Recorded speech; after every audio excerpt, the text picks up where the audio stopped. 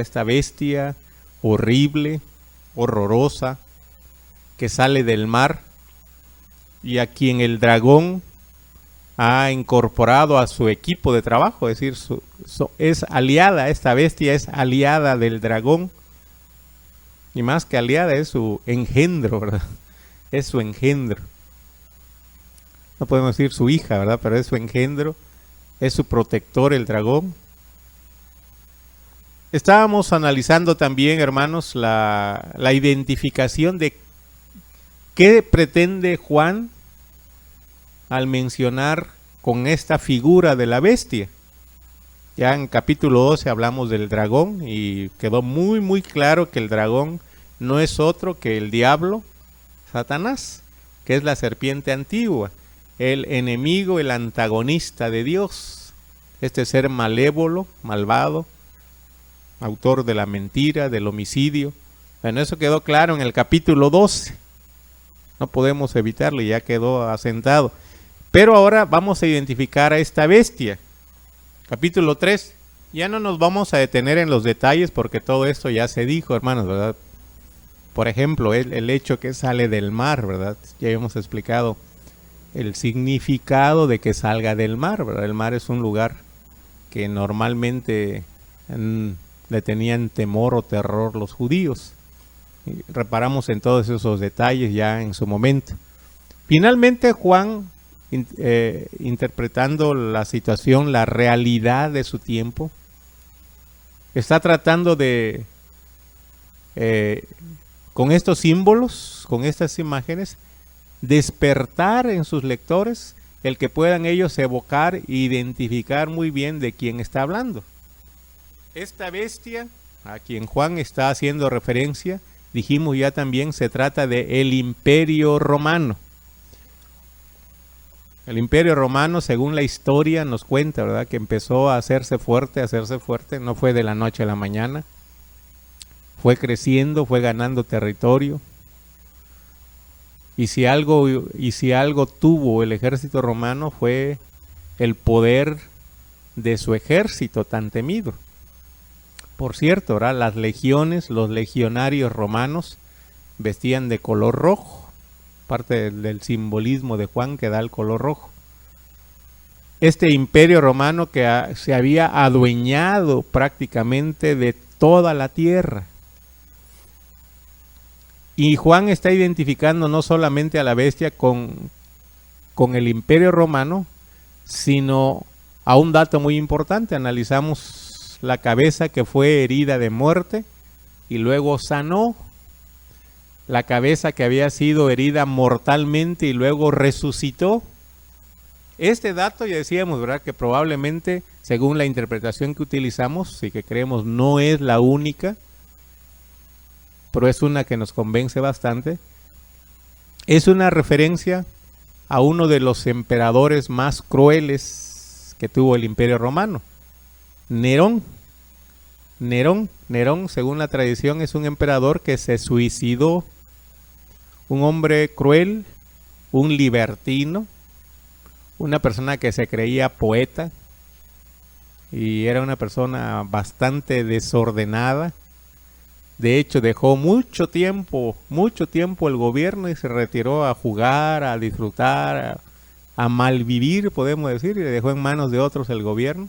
Finalmente, Nerón se suicida, pero por ser tan vergonzoso, ni siquiera se le dio los honores en su muerte de un emperador. Por eso se corrió el rumor que en realidad no había muerto. Y empezó a correr una leyenda que este Nerón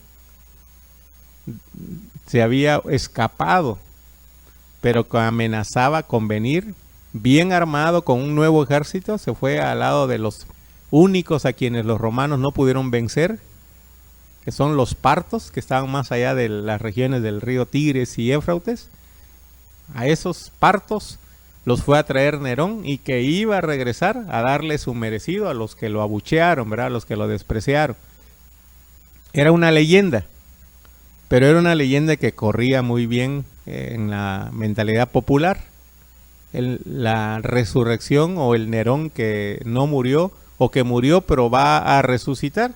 Y algunos creyeron ver en Domiciano, otro emperador, el que le tocó precisamente a vivir a Juan y a los cristianos a quien está escribiendo, ser la reencarnación, diríamos, de Nerón.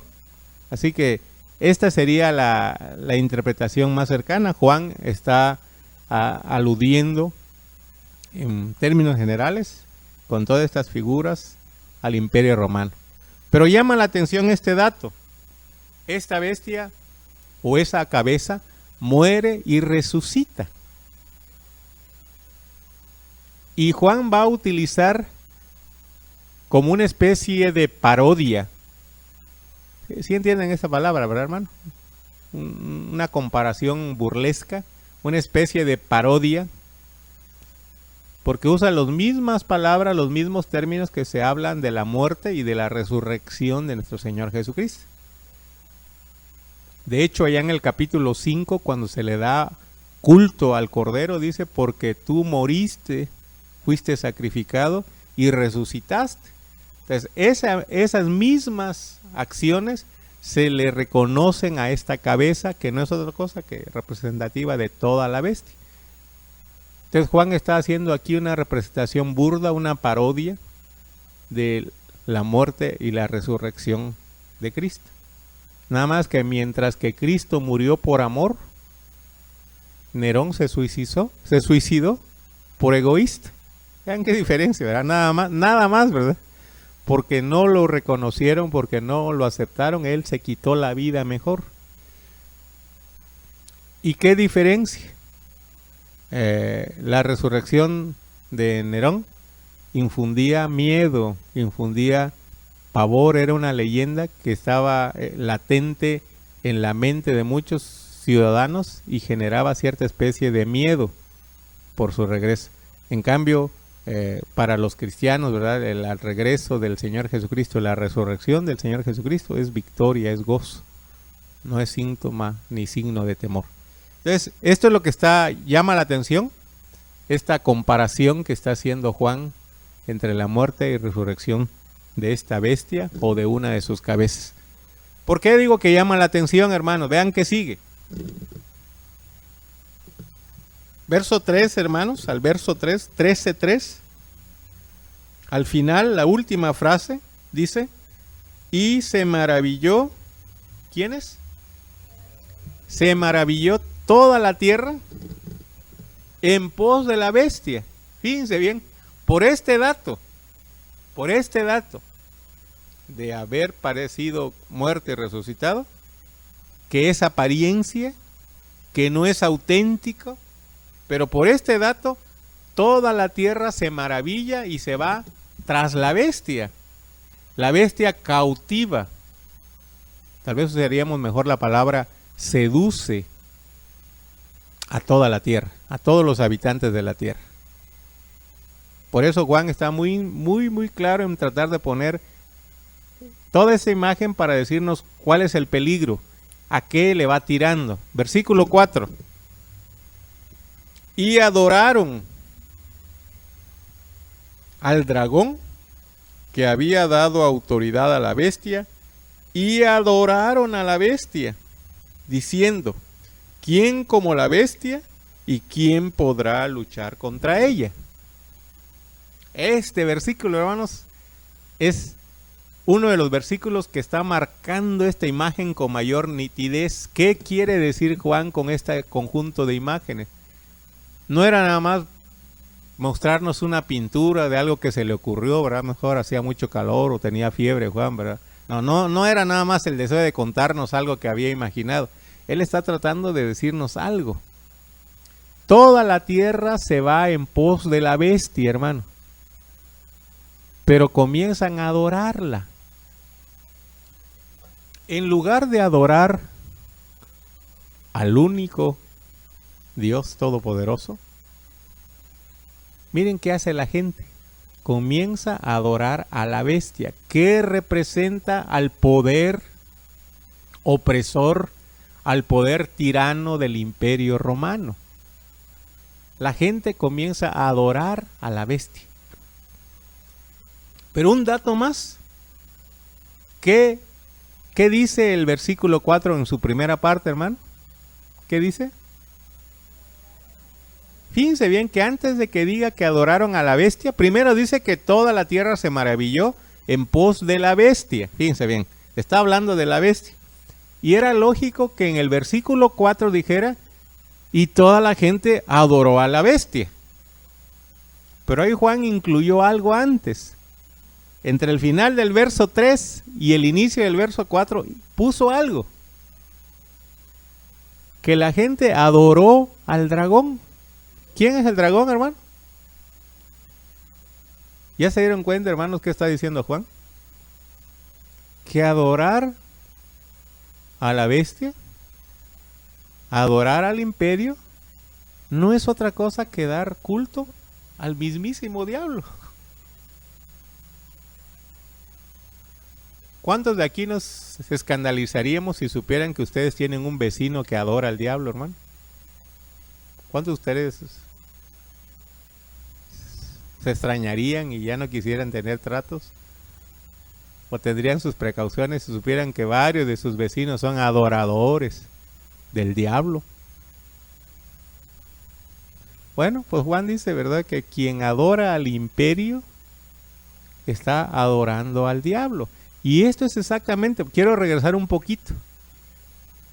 Cuando comienza en el capítulo 2, quiero regresar al capítulo 2, cuando se dice que el Cristo resucitado, el Señor de la iglesia, se empieza a pasear entre las 7 iglesias, en los 7 candeleros. Estamos regresando al capítulo 2. Esa visión gloriosa que tiene Juan del Hijo del Hombre comienza a pasearse y comienza a dirigirle la palabra a cada una de las 7 iglesias, capítulo 3, 2 y 3. Hay una iglesia que le dicen, pero tengo contra ti que toleras a los nicolaitas, que toleras a esa mujer Jezabel, que enseña a prostituirse a mis fieles, dice. Que toleras y mantienes la doctrina de Balaam. Fíjense bien que todas esas referencias todo eso hace referencia a lo mismo. La doctrina de Balaam, la práctica de Jezabel y los nicolaitas, según los expertos, están hablando de lo mismo. ¿Quiénes eran estos? Y acuérdense que estoy hablando del capítulo 2 y 3. Acuérdense que les dije que es el Cristo que le está hablando a su iglesia, a sus fieles. Pero este Cristo le está reprendiendo porque mantienen prácticas de los nicolaitas, de Jezabel y de Balaam, que viene siendo la misma cosa. ¿Qué sería eso, hermano? Vamos a conectar esto con aquello, para que no nos leamos el Apocalipsis como algo que ya pasó. ¿Qué tiene que ver capítulo 2 y 3 con este, capítulo 3? ¿Bien? ¿Quién encontró alguna conexión? ¿Qué son los nicolaitas? ¿Qué es Balaam? ¿Qué es Jezabel? ¿Qué tiene que ver con esta adoración que le están dando a la bestia? ¿Hermana Raquel? Muy bien. Gracias, hermana. Fíjense que, ¿cómo vamos a conectar esto? Yo quisiera que esto nos ayude a despertar, hermano, para que entendamos el mensaje de Apocalipsis. Adorar a la bestia, adorar al imperio, es adorar al diablo. Y los cristianos a quienes Jesús les habla en el capítulo 2 y 3, ellos se decían cristianos, servidores de Dios, pero de alguna manera habían encontrado la manera de llevarse bien con Dios y con el diablo. ¿Sí? Fíjense bien. Habían encontrado ese equilibrio para ni entregarse todo a Dios ni entregarse todo al poder. Esa mediocridad, de ahí viene aquella frase que dice, ojalá fueras frío o caliente, pero eres tibio. ¿A qué se refiere la tibieza? Es la gente que está aquí y está allá. Esa tibieza. La misma tibieza que vio Elías cuando les dice, bueno, vamos a ver quién es Dios, quién de verdad es Dios, si Baal o Jehová. Y ustedes conocen la historia de Elías.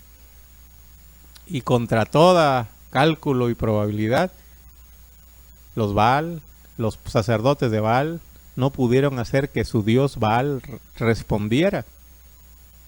Precisamente estos sacerdotes habían llegado con ese culto extraño, traídos por Jezabel, la que se menciona ahí.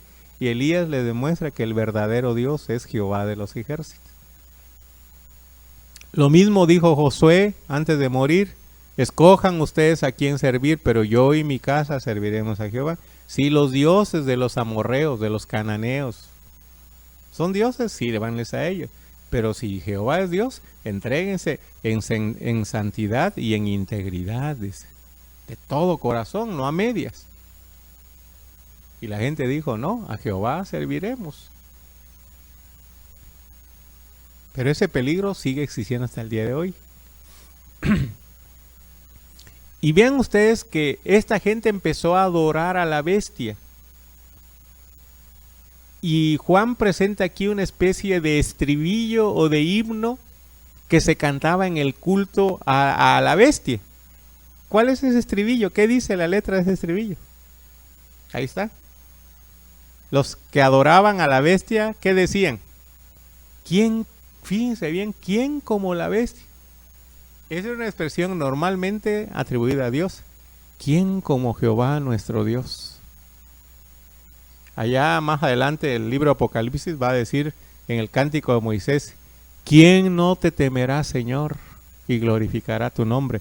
Porque solo tú eres santo, por lo cual todas las naciones vendrán y te adorarán. Así dijo Moisés, ¿verdad? Y así canta el Apocalipsis. ¿Quién no te temerá? Pero en el culto al emperador se empezaba a decir, ¿verdad? Y en el culto no era necesariamente solo en el templo, sino esa mentalidad que iba penetrando. ¿Quién como la bestia? Claro, no decían esa palabra, ¿verdad? ¿Quién como la bestia? A lo mejor podría decir: ¿quién como el gobierno? ¿Quién como nuestro presidente? ¿O quién como los Estados Unidos? Yo no sé cuál sea el poder, ¿verdad? A quien nosotros pensamos que es el poder más grande que hay en el mundo. Pero hay este canto, hay este estribillo, que en lugar de estar dirigido a Dios, se le dirige a la bestia. Dice: ¿quién como la bestia? Y no solo eso, hermano. Vamos a ver algo más en este estribillo. ¿Quién como la bestia y quién podrá luchar? ¿Quién podrá contra ella? No le están adorando por gratitud. Le adoran por miedo. Le adoran porque no ven otra alternativa. Es decir, o le adoramos a la bestia o nos cae encima. Porque dicen: ¿quién como ella? ¿Quién puede luchar contra ella? ¿Quién puede? Y la respuesta es: nadie. Así que, como no haya más a quien darle culto, pues hay que adorarla. Y esto es precisamente lo que está denunciando Juan. Todo poder, hermano, humano que se empieza a levantar, comienza a mandar un mensaje: conmigo nadie puede, ni ha podido, ni podrá. Y yo no sé si ustedes lo ven, pero en nuestro país y en muchos países está pasando. Cuando el que tiene o los que tienen el poder mandan ese mensaje: ni te atrevas a hablar porque no sabes cómo te va a ir. Si alguno se atreve a hablar ahorita, hermano, y empezar a denunciar algunas cosas que no están bien, van a empezar a sacarle cosas. Yo estaba leyendo la semana pasada un artículo, ¿verdad?, de una periodista que me gusta mucho leerla, sus escritos, como ella puso nuevamente en el centro, en el plano de atención, a uno de nuestros políticos más fuertes del sistema actual de nuestro país. Dijo: ¿y por qué no se investiga a algunos políticos que fueron acusados de estar ligados al narcotráfico? ¿Por qué no se les investigó? Dice. Y enseguida le empezaron a mandar correos anónimos, amenazas de muerte, y hasta le sacaron información, porque es una señora que está o se divorció, ¿verdad? Está divorciándose o se divorció, y le sacaron información personal de ese problema del divorcio.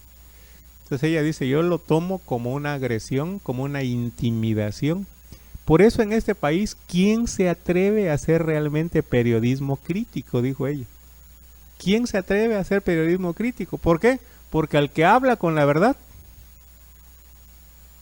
Ustedes saben que hay periodistas, muchos periodistas desaparecidos, hermano. Yo recuerdo hace muchos años aquel señor famoso Manuel Buendía, ¿verdad? Desde la época del señor Buendía. Y de ahí han venido muchos.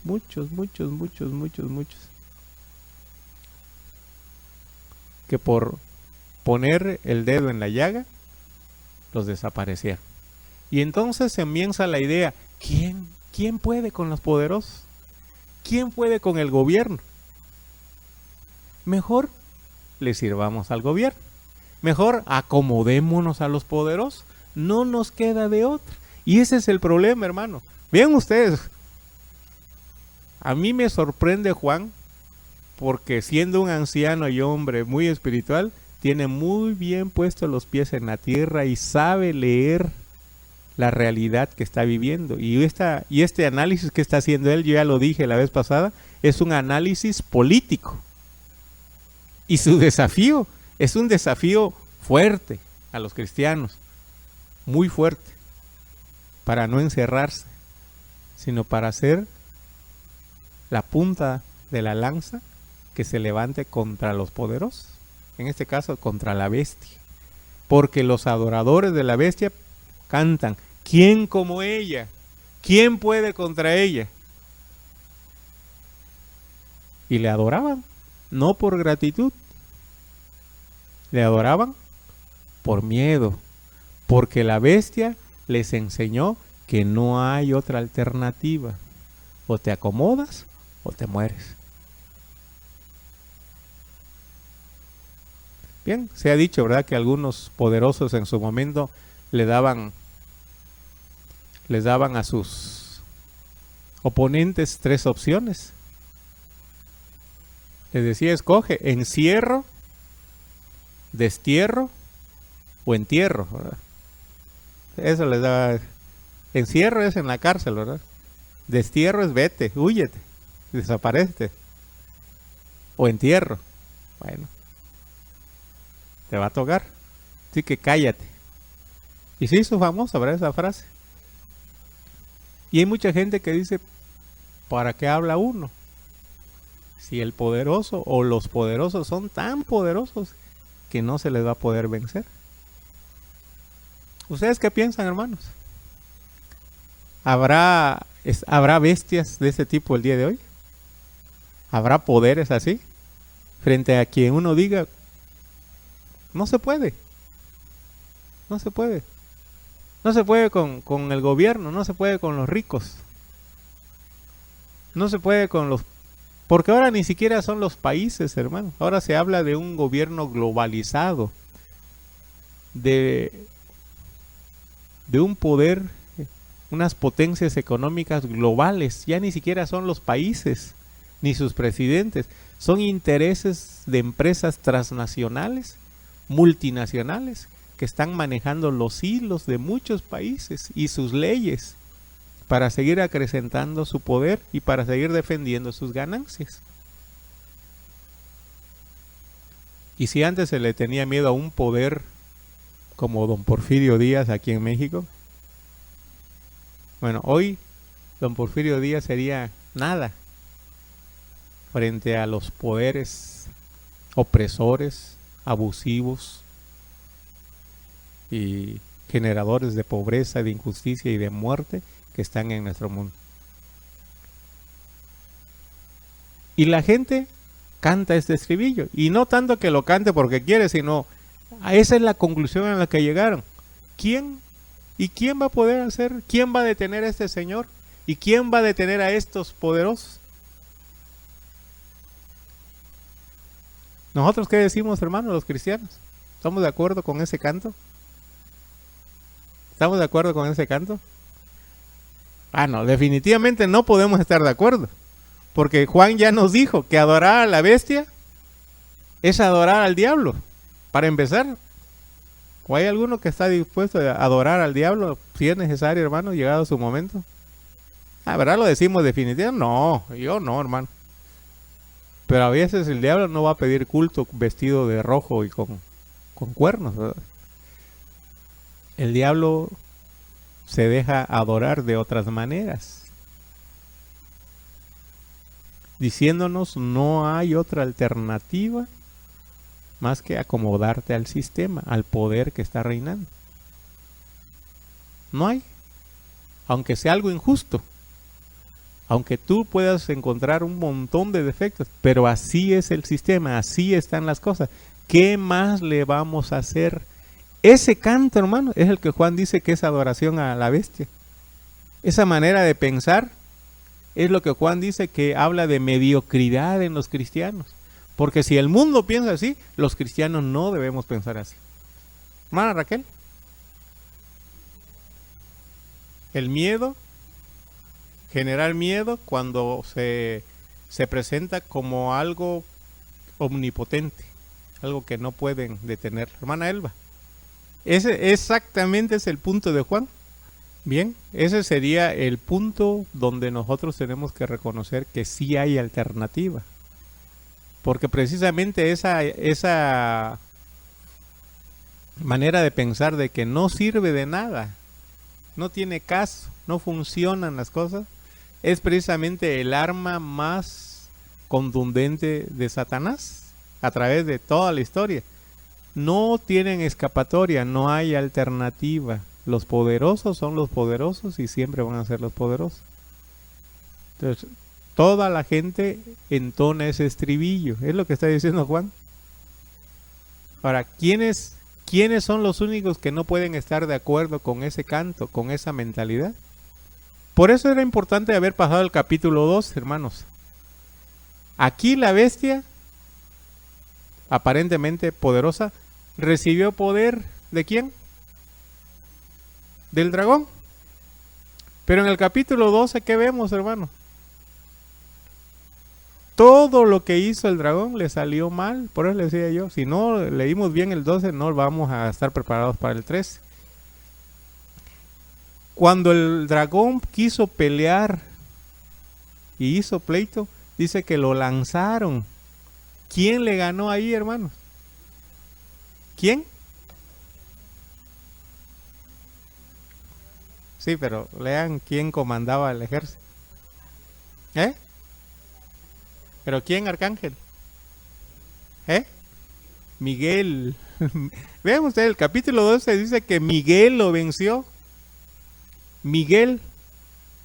Ahora vamos a entender por qué era importante que Juan nos diga eso. No tanto porque nos quiere decir que hay arcángeles y tienen sus nombres, porque hay mucha gente que le gusta encontrar los nombres, decir, bueno. No, Juan por una razón nos puso el nombre. ¿Por qué Miguel? Porque significa eso. El nombre Miguel es ¿quién como Dios? Eso significa Miguel. Es una pregunta. Miguel, Maguel, ¿quién como Dios? Y de los que ya leímos el Apocalipsis sabemos que Miguel representa el poder de Dios. ¿Quién como el poder de Dios, hermano? No pudo. Satanás no pudo. Pero en el capítulo 13 aparece la bestia y parece que todo el mundo cree que no hay quien le pueda ganar a la bestia. Los únicos que podemos decir, sí hay quien le pueda ganar. Sí hay, son los cristianos. Los que conocemos la victoria de Cristo.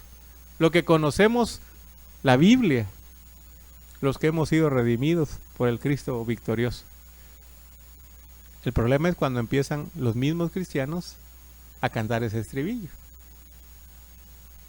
Hermano, ¿por qué no haces bien las cosas? Pero si las hago bien, me corren del trabajo. ¿Y dónde encuentro otro trabajo, hermano? Y si no doy este soborno, ya no me dan trabajo. De repente empezamos a pensar que si no nos ajustemos al sistema, no nos va a ir bien. Hoy platicaba yo con un hermano, me dio mucho gusto. Este hermano me contó que en una ocasión la persona para quien él trabajaba, su jefe, le dijo: van a llegar los supervisores de obra ahí a donde tú estás trabajando. No me da tiempo a mí, ni quiero yo atenderlos. Atiéndelos, por favor, porque de la firma de ellos depende que den el visto bueno ya de la obra terminada. Y eso significaba poder cobrar todo. Y dice: mira, por favor, atiéndelos. Atiéndelos. Y ahora sí que gasta lo que sea necesario para atenderlos. Llévalos a donde quieran ir, le dijo. Los supervisores que venían a ver la obra. Llévalos a donde quieran ir. Dice: pero ¿y cuánto puedo gastar? Lo que sea, 15, 20 mil pesos. Tú gástalo, dice. Tienes mano libre.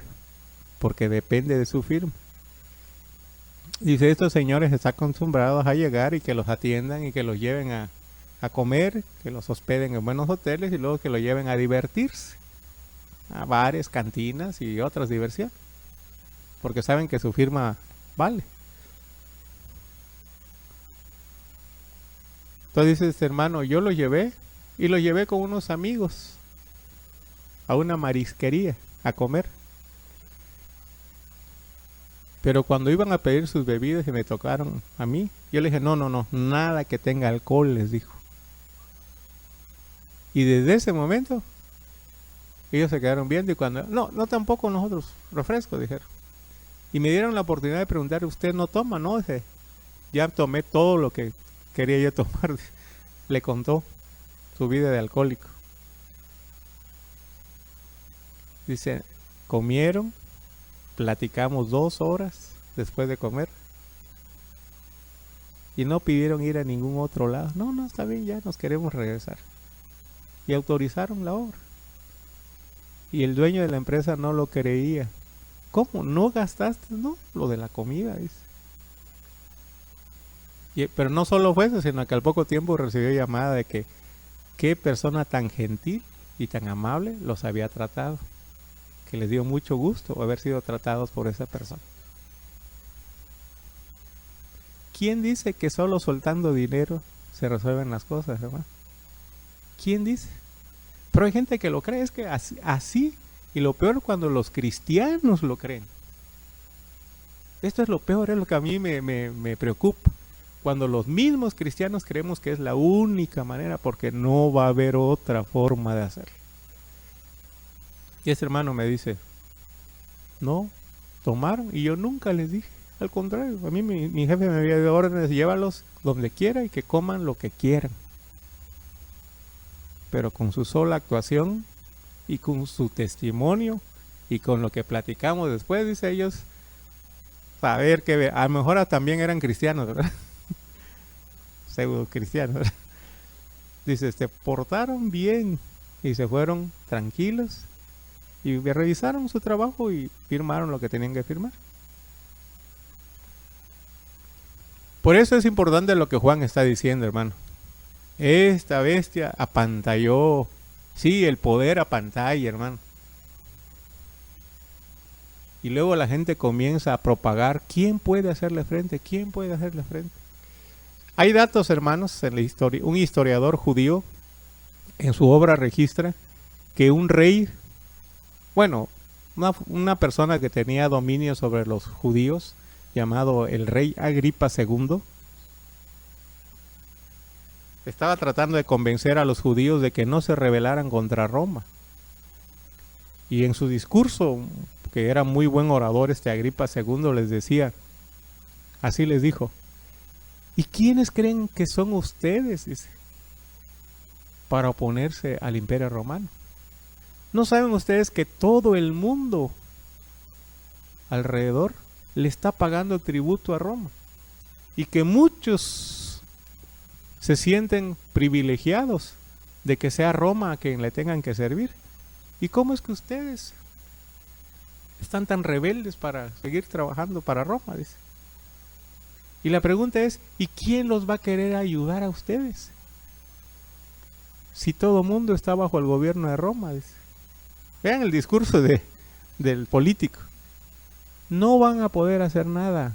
Sean más inteligentes. Va a venir Roma, va a venir sus ejércitos. Y ustedes y sus hijos lo van a pagar muy caro. Porque una vez que desaten la ira de los emperadores, nadie va a quedar vivo. Así que piénsenlo, dice. Contra Roma, nadie puede. Y ahí está. Es un discurso, ¿verdad? Pero parece que sigue actual y vigente esa manera de pensar. Hay poderosos contra los que mejor ni se mete uno porque nadie puede. Hermano Jorge. Al que es fiel y hasta la muerte.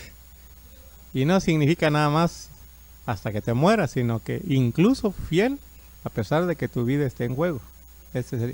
¿Sí? Muy bien, hermano. Recuerdan que el mensaje del domingo, hermanos, cuando Jesús le dijo paz, ya le decía, no solo es que alivio, que no está muerto. Esa paz se la vuelve a dar a Jesús, pero le dice, ahora salgan ustedes. Si realmente han recibido la paz de Cristo, ahora salgan. Están encerrados, ahora salgan. Como el Padre me envió, yo los envío a ustedes. Para que qué bonito es que digamos que Cristo nos dio paz, pero seguimos encerrados, ¿verdad? ¿Y a qué hora salimos? ¿A qué hora salimos a proclamar la paz? La verdadera vida. El enemigo quiere reducirnos por el miedo. El poder da miedo, hermano. Controla a la gente. Cristo viene a liberarnos de eso. Entonces, es muy importante, ¿verdad? Cuando hablamos del Cristo resucitado, sí, pero es el Cristo que fue crucificado.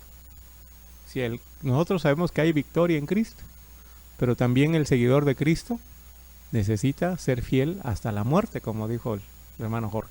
Hermano amado. Sí, y yo creo, hermano, que no hay contradicción. Debemos estar sometidos a las autoridades. Cuando la autoridad, y creo que esto ya lo analizábamos en una clase de escuela dominical, cuando la autoridad humana está traspasando su jurisdicción, diríamos, y se está oponiendo a la autoridad más mayor de Dios, dice Juan y Pedro, ¿a quién debemos obedecer? ¿A ustedes o a Dios? Juzguen, dice. ¿Es necesario obedecer a ustedes o a Dios? No, dicen ellos, primero a Dios antes que a ustedes. Ellos en ningún momento se levantaron contra la autoridad, pero cuando la autoridad está poniendo por encima de la autoridad del que los mandó a predicar, que es el Cristo resucitado, entonces ellos dicen, no podemos someternos a una autoridad menor cuando esta autoridad menor está traspasando las leyes, las demandas de la autoridad absoluta de Dios. Entonces yo pienso que sí podemos vivir en un estado de orden, hermano. Esto es hablando del estado de orden. Pero cuando se ha vuelto un desorden, ¿sí? Y es precisamente lo que sigue, lo importante, ¿verdad? Vean ustedes, versículo 5. Fíjense bien dónde está el poder, dónde está el mayor poder de esta bestia. También se le dio boca, que hablaba grandes cosas y blasfemias. Y se le dio autoridad para actuar 42 meses. Yo quiero detenerme en la primera frase. Se le dio boca, que hablaba grandes blasfemias. No piensen ustedes que es majadero, que es mal hablada la bestia, en ese sentido, ¿verdad? De palabras vulgares, soeces. No, esta blasfemia es la de arrogarse a sí mismo lo que le pertenece a Dios. Yo, conmigo, hagan paces conmigo y van a estar bien. Peléense conmigo y ni van a ver con quién se metieron. Eso es ser arrogante y soberbio y blasfemo, porque el único que tiene ese poder es Dios. Pero si hay algo que ha sostenido a los imperios, hermanos, y nosotros somos hoy, y es por eso digo que Juan, no, si venía a vivir Juan, el escritor del Apocalipsis, a nuestro mundo, no se sorprendería, hermano.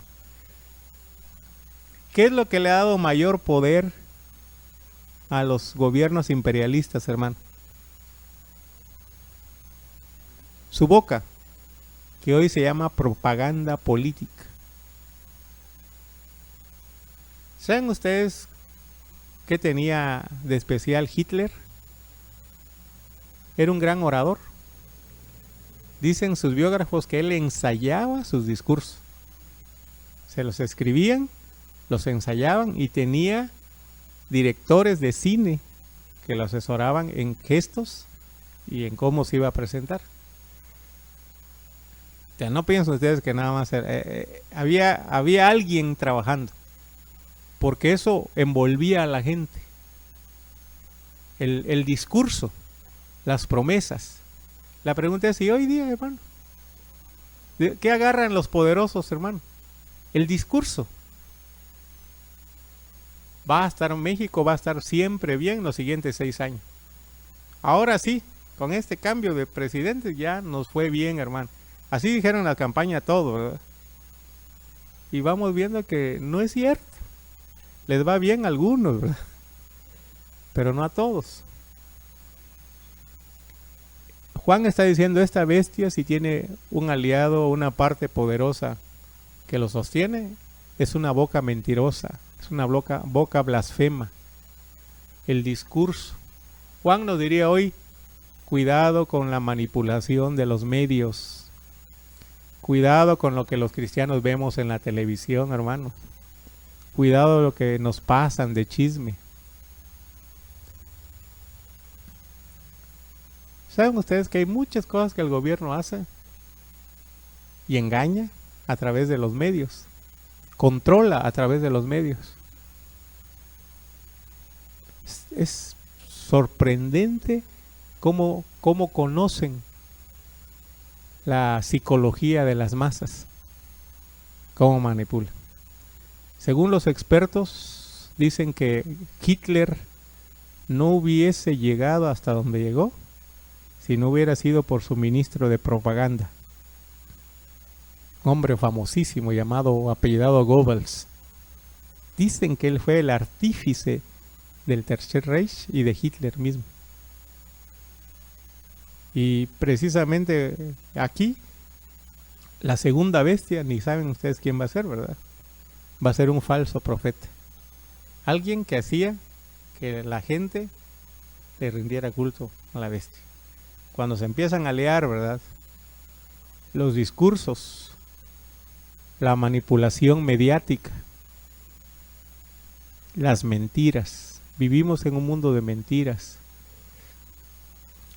Cuando alguien quiere que se apruebe algo, no está diciendo cuáles son sus verdaderos intereses, pero tienen que buscar algo que convenza a los demás que es bueno. Yo no soy experto, hermano, pero ustedes saben que hay un gran debate ahorita entre si la reforma energética y el petróleo. Pero el gobierno que está empeñado en esa reforma dice que va a ser muy bueno para México, para los mexicanos. Y pagaron anuncios en la televisión.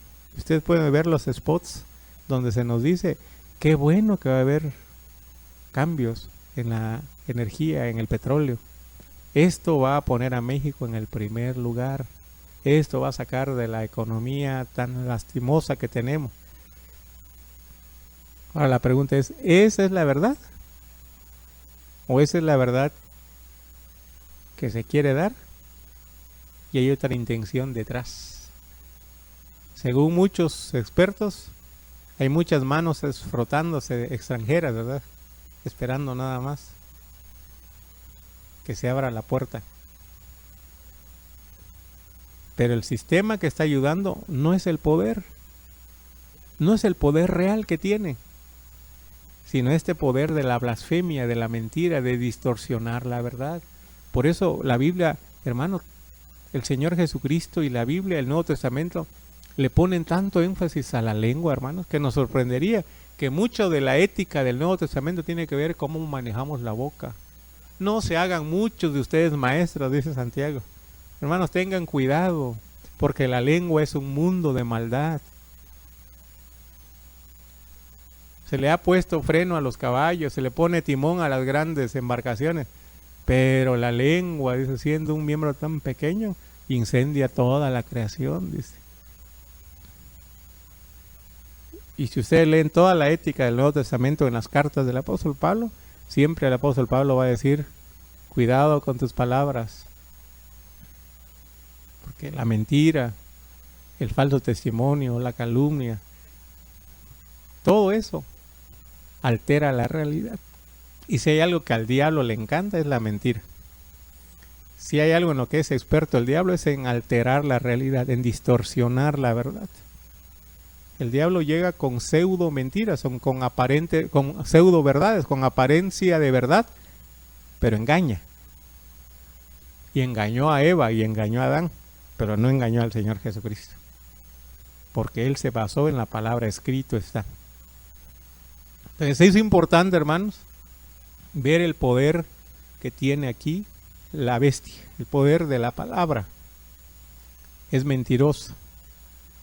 Hermano Gilberto. Por eso yo les dije que cuando terminamos el capítulo 12 que toda la estrategia le falló al diablo. En todo el capítulo 12 todo lo que intenta pierde. Así que al último queda enojadísimo. Y como no pudo ni con el niño, ni con la mamá del niño, ni pudo nada, se va tras los otros hijos sobre el resto. Pero cambió de estrategia. Ahora la estrategia es, acepta que se puede uno negociar, no te aferres, no te vuelvas una persona cerrada, fanática, más bien ve aceptando que hay algunas cosas que no están tan malas. Ese es el poder de la seducción, hermano. Exactamente. Por eso Jesús dice, el que no es frío o caliente, lo peor que puede hacer alguien es ser tibio. Y yo leí hace años un eslogan en un periódico aquí local, dice, no hay nada peor en política y en religión que ser tibio. Dice. Y digo, exactamente, bien dicho, aunque no lo haya dicho un pastor, ¿verdad? No hay nada peor en política y en religión que ser tibio. El problema es que nos gusta ser tibios, porque no exige mucho. Si te dicen, disfrátase un poquito aquí, me disfrazo. Compone un tantito nada más, tantito. Ese es el problema. Ahora, decir, sigo a Cristo, aunque eso me lleve por el camino de la cruz, del sufrimiento, es lo que a veces no queremos. Por eso dice Juan, ¿verdad? Tengamos mucho cuidado con esta bestia. La gente, no dice los cristianos, dice los habitantes de la tierra se fue en pos de ella. Y están maravillados no por gratitud, es por miedo. Es que no hay quien le pueda hacer frente. Dice, bueno, ¿y quién le va a poner el cascabel al gato? Nadie, entonces más bien estemos bien con él. Pero los cristianos, los que hemos leído la Biblia, el capítulo 12, podemos decir, sí, hay alguien que ya lo venció. Si venció al mismísimo dragón, que no pueda vencer a la bestia, ¿verdad? Y es la invitación a ser firmes, hermano, mantenernos firmes. Ahora, lo que planteaba la hermana Elba, ¿verdad? A manera de individual, nosotros debemos saber qué es el llamado de Dios en un momento dado. Y no tener miedo. No tener miedo a actuar y a hablar.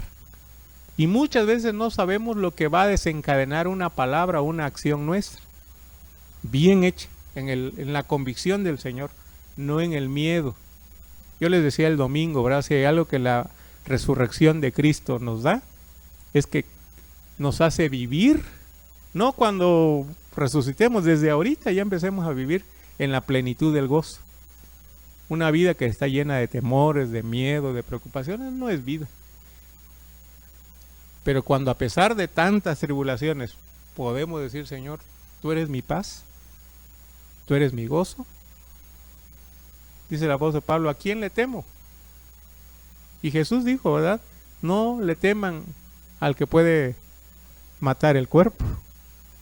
Más bien teman a aquel que puede matar el cuerpo y enviar vuestra alma al infierno, ¿verdad?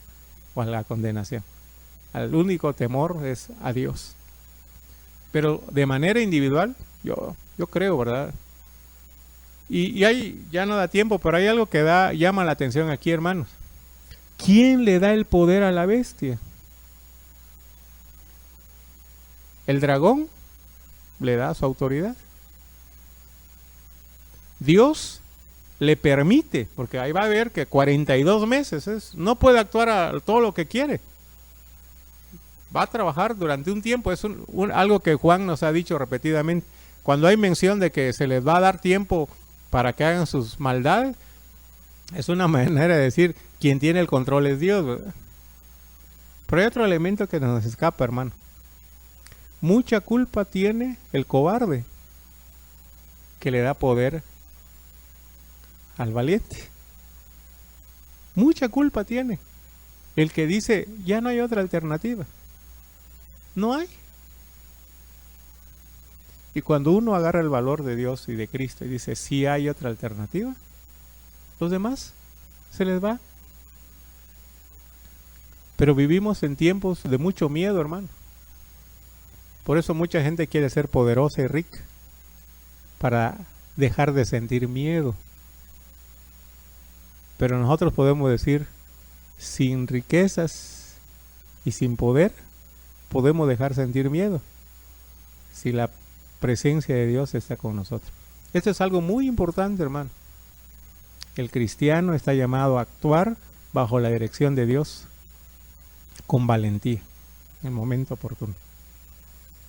Pídenle a Dios, hermanos, que les permita ser fieles para actuar. Pidamos. Y va a llegar su momento. Va a llegar. Yo no sé, ¿verdad? Pero cuando haya un grupo de personas que estemos dispuestas a decir, Señor,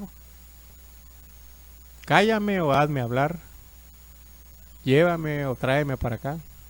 Y si tú me pones en un sitio ahí donde tengo yo que actuar, allí quiero hablar, ¿verdad? Allí quiero hablar. Y no creamos que somos pocos, hermano.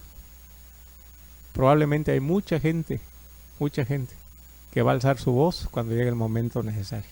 Pero solo lo podrán hacer aquellos que tengan seguridad de que el poder, el único poder es el de Dios y el de Cristo. Y en ese hemos creído nosotros. Bien, continuaremos, hermanos, continuaremos próximo martes si Dios lo permite. Oremos. Padre, gracias por este estudio. Enséñanos, Señor, a entender esta palabra, aplicarla y poder, Señor, someternos a tu gobierno, a tu voluntad, sabiendo que el enemigo está presente, activo y deseoso, Señor, de poder atacar y ensañarse con aquellos que le ponen resistencia. Pero gracias, Padre, porque en Cristo nos has hecho más que vencedores. Despídenos de esta reunión y que tu bendita presencia nos acompañe a todos. Por Cristo Jesús oramos. Amén. Que Dios les bendiga, hermanos. Si alguien extravió algo aquí en el templo recientemente, me puede preguntar. A lo mejor lo encontró alguien por ahí, ¿verdad? Si alguien extravió algo del domingo para acá, no le digo qué, porque si lo extraviaron van a saber que no lo tienen, ¿verdad?